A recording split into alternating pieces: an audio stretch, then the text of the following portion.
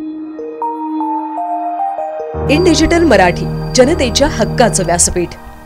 आर्थिक संकटाचा सामना करणाऱ्या उल्हासनगर महानगरपालिकेने आयुक्त मनीषा आवाळे यांच्या आदेशानुसार खर्च व्यवस्थापनात मोठा बदल करण्याचा निर्णय घेतला आहे।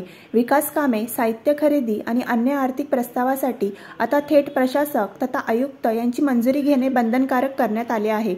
याशिवाय सर्व निविदा प्रक्रिया पारदर्शकतेसाठी ई-निविदा प्रणालीद्वारेच राबवण्याचा आदेश देण्यात आला आहे। उल्हासनगर महापालिकेच्या तिजोरीवर वाढता ताण आणि वाढत्या खर्चावर नियंत्रण मिळवण्यासाठी हा कठोर निर्णय घेण्यात आला आहे। यापूर्वी प्रशासकीय आणि वित्तीय मंजुरीसाठी असलेले सर्व आदेश आणि ठराव अधिक्रमित करण्यात आले असून कोणत्याही रकमेच्या प्रस्तावासाठी आता प्रशासक तथा आयुक्त यांची संमती आवश्यक राहणार आहे। महानगरपालिकेच्या विविध विकास कामांसाठी आणि साहित्य खरेदीसाठी विविध विभागांकडून वेळोवेळी मंजुरीसाठी प्रस्ताव सादर केले जातात। मात्र आर्थिक असंतुलन आणि अनावश्यक खर्चांवर अंकुश ठेवण्यासाठी ही मंजुरी प्रक्रिया केंद्रीकृत करण्यात आली आहे। पालिकेच्या वित्तीय प्रक्रियेत अधिक पारदर्शकता आणि उत्तरदायित्व आणण्यासाठी आणखी एक महत्त्वाचा निर्णय घेण्यात आला आहे। यानुसार यापुढे सर्व निविदा मॅन्युअल पद्धतीने न काढता ई-निविदा प्रणालीद्वारेच काढण्यात येणार आहेत।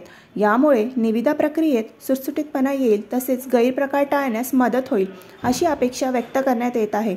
नवा आदेश लागू झाल्याने सर्व विभाग प्रमुखांना याची अंमलबजावणी करण्याचे आणि त्वरित कार्यवाही करण्याचे निर्देश देण्यात आले आहेत। विशेषतः प्रस्ताव सादर करताना संपूर्ण प्रक्रिया नियमानुसार पार पाडावी आणि कोणत्याही प्रकारचा हलगर्जीपणा होणार नाही याची दक्षता घ्यावी, असा इशारा आदेशात स्पष्टपणे नमूद करण्यात आले आहे।